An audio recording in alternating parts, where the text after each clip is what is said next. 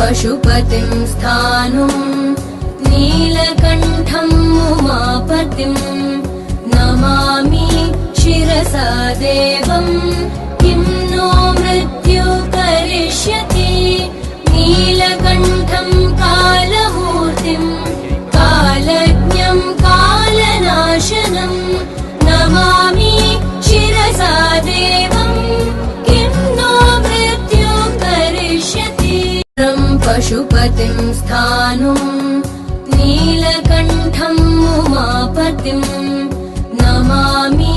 शिरसा देवं